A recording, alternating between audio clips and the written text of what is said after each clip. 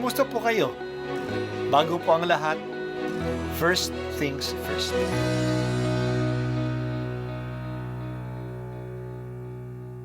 Good morning po. Sinisimulan po natin ngayon ang first things first. At dito po, tinatalakay natin sa unang bahagi ng umaga natin ay ang first readings na binabasa po sa banal na misa.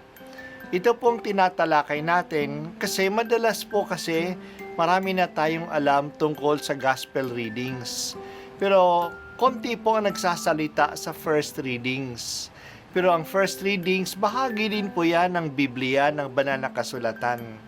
Kaya susubaybayan po natin ang mga first readings, basahin po natin at kuminsan kailangan ng basahin ng 2 o 3 beses bago maintindihan kasi hindi po tayo sa familiar sa mga istorya at sa mga kaisipan na tinatalakay dito.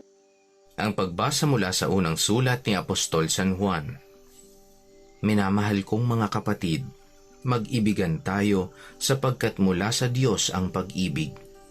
Ang bawat umiibig ay anak ng Diyos at kumikilala sa Diyos. Ang hindi umiibig ay hindi kumikilala sa Diyos, sapagkat ang Diyos ay pag-ibig.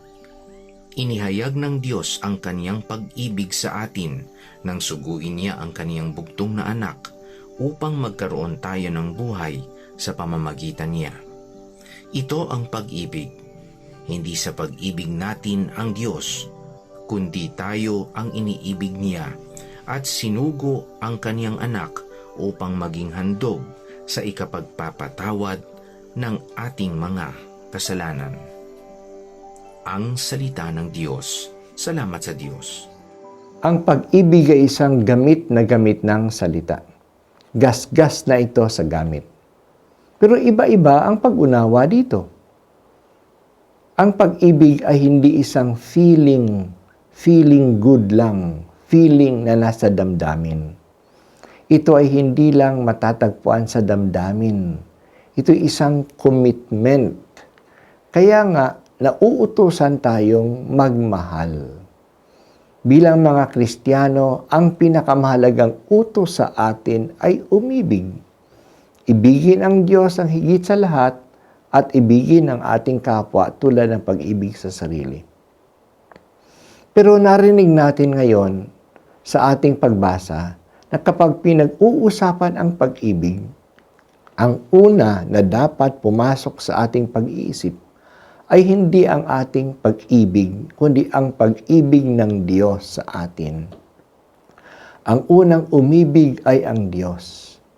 Dahil sa pag-ibig nilikha niya tayo. Kaya ang bawat isa sa atin ay bunga ng pag-ibig ng Diyos.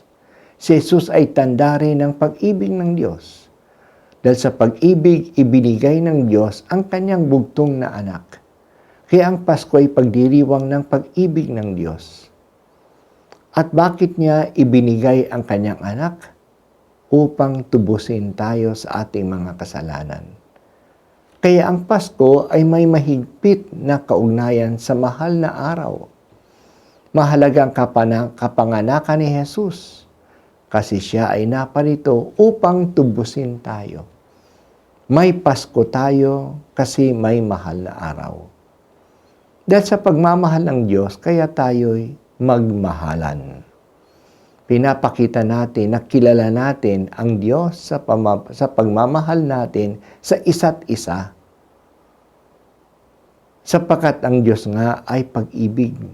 Kung nasaan ang pag-iibigan, nandoon ang Diyos. Kung may biyaya na ihingi natin sa Diyos, magdasal tayo na bigyan tayo ng realization how much God loves us.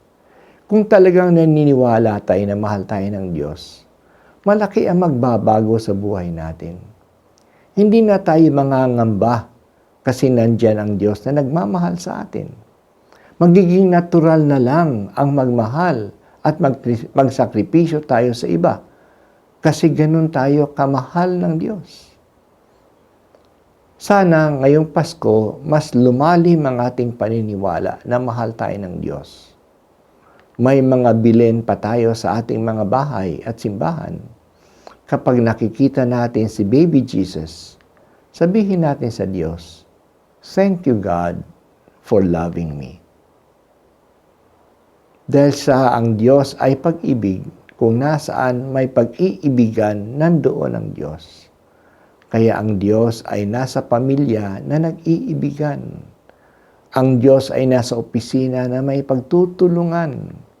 Ang Diyos ay nasa mga gawain na may pagmamalasakit dahil sa pag-ibig.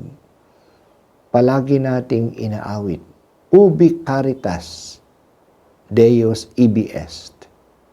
Where there is love, God is there. Salamat o Diyos sa iyong pagmamahal sa akin. Tulungan po ninyo akong ma-realize how much I am loved. Hindi sana mawala sa aking pag-iisip na mahal mo ako. Salamat o Diyos.